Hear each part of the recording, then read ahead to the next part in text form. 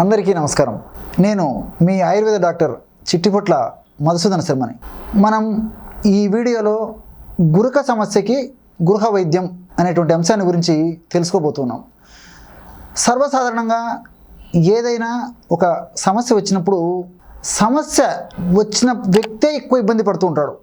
కానీ గురక అనేటువంటి ఈ యొక్క అనారోగ్యం సంభవించినప్పుడు వచ్చినప్పుడు ఆ వ్యక్తికి ఇబ్బంది ఉండదు, కానీ పక్కనున్న వాళ్ళకి చాలా ఇబ్బందికరంగా ఉంటుందన్నమాట.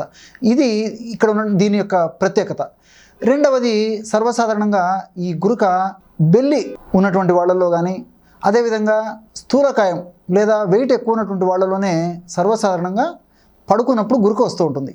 అంతేకాకుండా కొంతమందికి సన్నగా ఉన్నప్పటికీ ముక్కు భాగంలో ఏదైనా ఇన్ఫెక్షన్స్ ఉండడం కానీ, లేకపోతే ముక్కు గొంతు భాగంలో శ్లేష్మం ఎక్కువగా ఉత్పత్తి అయ్యేటువంటి పరిస్థితి ఉన్నప్పుడు కానీ వాళ్ళకు కూడా గురక వస్తూ ఉంటుంది.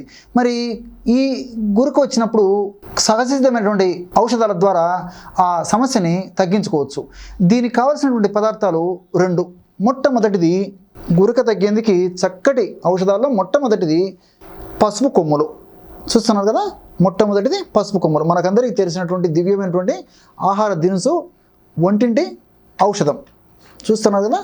అలాగే రెండవది నల్ల జీలకర్ర. ఈ నల్ల జీలకర్ర సంవత్సరం అంతా కూడా డిపార్ట్మెంటల్ స్టోర్స్లోను, ఆయుర్వేద ఔషధ విక్రయశాలలోను, పచారి కొట్టులోనూ దొరుకుతుంది. ఈ నల్ల జీలకర్రను తెచ్చుకొని బాగా శుభ్రం చేసేసి వేయించేసేసి పొడి చేసుకొని పెట్టుకోవాలన్నమాట. మరి అలాగే పసుపు కొమ్ములు కూడా, పసుపు కొమ్ములు దంచేసేసి చూర్ణం చేసి పెట్టుకోవాలి. మరి పసుపు కొమ్మల చూర్ణము ఒక 15 గ్రాములు, అట్లే నల్ల జీలకర్ర చూర్ణము ఒక 15 గ్రాములు, అంటే రెండు కలిపేసి 30 గ్రాములు అవుతుంది ఔషధం.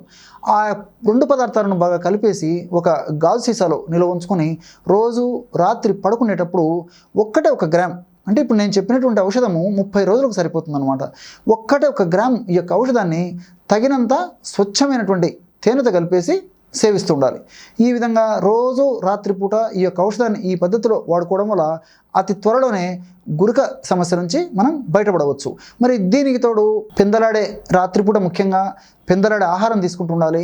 ఆ పెందలాడే తీసుకునేటువంటి ఆహారంలో కూడా సహజ సిద్ధమైనటువంటి ఆహారం, అంటే మనం వండినటువంటివి, వార్చినటువంటివి, వేయించినవి కాకుండా ప్రకృతిలో దొరికేటువంటి సహజసిద్ధమైనటువంటి ఆహారాన్ని ప్రకృతి మనకి ఇచ్చినట్లే, అంటే ఈ పళ్ళు ఇలాంటివి, తర్వాత ఈ కూరగాయలు, అదేవిధంగా ఈ స్ప్రౌట్స్ ఇలాంటివన్నీ కూడా ప్రకృతి మనకి ఇచ్చినటువంటి పద్ధతిలోనే మనం ఆహారంగా మలుచుకొని ఆ యొక్క ఆహారాన్ని సేవిస్తుండాలి రాత్రిపూట. అలాగే రోజు కనీసం నడక 1/2 గంట నుంచి 30 గంట సేపు నడక కొనసాగించడం చాలా మంచిది. వీటికి తోడు ఈ ప్రాణాయామం కూడా ఈ యొక్క గురక తగ్గేందుకు చాలా చక్కగా ఉపయోగపడుతుంది. మరి రేచకము, పూరకము, కుంభకము ఇలాంటివి ప్రక్రియలు చాలా అద్భుతంగా ఈ గురక తగ్గేందుకు సహకరిస్తాయి. వీటికి తోడు మరి సాయంత్రం పూట ఎక్కువ స్వీట్లు తీసుకోవడం కానీ, లేకపోతే ఎక్కువ తీపి పదార్థాలు తినడం కానీ మంచిది కాదనమాట. మరి ఈ ఐస్ వాటరు, కూల్ డ్రింక్స్ ఇలాంటివి కూడా ముఖ్యంగా సాయంత్రం పూట నుంచి వాటిని వర్జించడం మంచిది. ఇలాంటి చిన్న చిన్న జాగ్రత్తలు తీసుకుంటూ ఈ యొక్క ఔషధాన్ని ఈ పద్ధతిలో వాడుకోవడం వల్ల అతి త్వరలోనే ఆ యొక్క గురక నుంచి చాలా చక్కటి పరిష్కారం దొరుకుతుంది.